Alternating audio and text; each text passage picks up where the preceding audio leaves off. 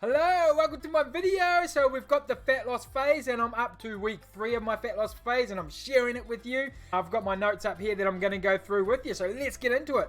So in the last 3 weeks I've lost 6 kgs. My clothes are looser and I can really tell off my jeans because now I need a belt. I walk around, they just fall down. I made the mistake of going to town the other day with my jeans on with no belt and I was just holding them pretty much the whole time and pulling them up. I've also lost about 2 to 4% in body fat. Now, there's just a couple of things you need to know here. I need to be perfectly honest and transparent with you. I was in a muscle building phase before doing this. So I was in a calorie surplus, which actually means quite a lot if you switch from a lot of food to not a lot of food. And the results on the scale are probably from that quick shift in calories. So if we're going calorie surplus to calorie deficit. Now, these aren't typical results. Not everyone's going to get these results. I've seen some people get more. I've worked with people that have lost 5 kgs in 2 weeks. But some people also don't get any results, so these aren't typical. And the other thing you need to take into account here is accuracy and margin of error. How accurate are these? Well, they're probably not going to be accurate, right? I don't have access to the world's best measuring equipment when it comes to body composition, so I'm just using what I got. And what I've got has a margin of error, so these will be off a little bit. The main thing you need to look for is the trend over time. If everything's going down, then I'm losing fat. If my weight's going down, my measurements are going down, my clothes are looser, and I'm losing body fat, then I'm losing fat. End of story. So you want to look for the trends. So what do I want you to take away from this? So I want you to take away the strategy that I'm using, not the results. Don't worry about the results. Focus on the strategy I'm using and use it yourself. So let's get into what I am doing. So food, so what I said before, I went from a muscle building phase where I was eating 2,600 to 2,800 calories, and I dropped it right down to a 1,600 to 1,800 deficit. Okay, so that's about 1,000 calories in difference here. Right now, this may sound like I'm tracking my calories like a nerd, real hardcore, but I'm not. I just chuck whatever I'm eating, right, into my app, and it will tell me how much more I can eat during the day, and then I sort of just pick and choose what I want to eat based on that. I'm not sitting there doing heaps of maths or anything like that. Now, just so you know, my maintenance is 2,000 to 2,200, right? So I'm going down by about 500 at the most, but I usually cruise around 200 to 300. And I'm using my app to track my food. You don't have to use an app. You can write your food down. You can take photos. Just whatever makes you aware, accountable, and responsible for the food you're eating, I've found helps heaps.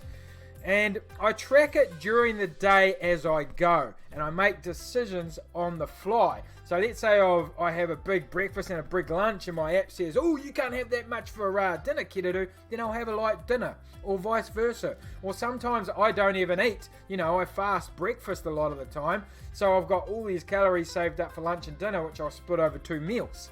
Right, so I hope that makes sense. And I just look at the numbers and I go, right, that means I can have a lot of food. If the number's small, then I'm like, okay, I can't have that much food. And that's pretty much as technical as I get. So it's a lot easier than what you think. And there are some certain things, though, I do pay particular attention to. One of them is making sure I'm having enough protein. Right, so for a fat loss phase, I would recommend at least 1 gram per kg of your body weight. Right? Maybe even a bit higher to 1.2 all the way up to 1.5. It's going to keep you feeling fuller, reduce hunger and reduce cravings. The other thing I do is I start my day usually with fiber and probiotics through food. Okay, the pills aren't that good. You want to have it through whole foods, and I use all bran mixed with high protein yogurt, and that's all 3 in 1. So that's protein, fiber and probiotics, and I also drink plenty of water. Right, so some tips for you to take away with food. So you want to eat mostly homemade food. Cook, don't buy. The more you buy, the higher the chances of you not losing weight. Always include a decent serving of meat to keep me full. Every time I eat, I'm always thinking protein, okay? If I'm having meat, I increase the amount of meat. If I'm having eggs, I'll have 4 to 5 eggs. I don't restrict myself. Restriction just doesn't work. You end up binging, or your brain rebels and tells you to have it anyway. A lot of people that restrict fall off the wagon and end back at the start. I tell myself I can have whatever I want. I just have to manage it better. I mean, you need to have some sort of flexible plan. You can't just wing it. I roughly know what I'm going to eat. I know what food's in the fridge. I know what food's in the pantry. My brain has a basic blueprint for how I'm going to eat. Okay, so let's move to the next one. Exercise. So I do weights 3 to 4 times a week. That takes me 20 to 40 minutes. I do HIIT, so high intensity interval training, 1 to 2 times a week. It takes me 10 minutes per session. I walk every day for about 30 minutes. I'll take the dog. And I do mobility most days, right? And I do that for 10 to 20 minutes. Now, mobility is really important. A lot of people don't do it, and then they get sore. They get niggles. They get pains. They get weak. All this stuff. They get injuries. Right, that all comes from lack of mobility. You need to keep your mobility, especially as you age. Now, this may sound like a lot, but if you add that all up, it's about 5 hours of exercise per week. You could make it shorter and still get results. There's 168 hours in the week. What I described, 3% of your week. 3 measly percent. And you still have 163 hours left to do all the other stuff that you want. So there really is no excuse to be doing the bare minimum. Now, some tips with exercise. Start small, right? If you're not used to exercise, don't go into what I'm doing. Start small. Start with walking. Start with some squats, right? The other tip, something is better than nothing. Even if it's only 5 to 10 minutes a day, just do something. Don't do nothing, and just do your best, right? Don't compare. Don't say you're going to become this amazing beast in the gym. Just do your best. That's all we can ask for. And then make sure you celebrate it once you do. And the other factors that we need to consider, lifestyle. So I make sure I try and get a quality night's sleep every night. I manage my stress when I am stressed, because these things affect your hormones and your fat loss. And I use baseline behaviors, right? This is I'm one of the only people in the world that do this in terms of helping people. Baseline behaviors to control my mindset. The biggest reason people fail is because their brain, right? People get in their own way.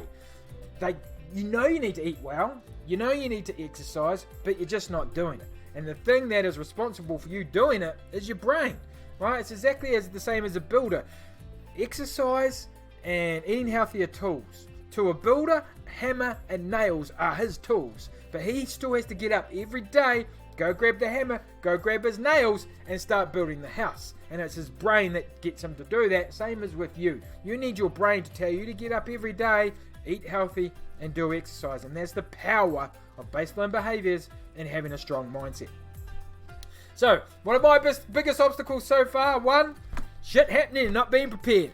Right, so you just got to learn from it and move on. My son was sick, did not expect it, was not prepared, went off the rail for a day, screwed up my work the next day, but you just learn from it, move on. Now I know to be better prepared.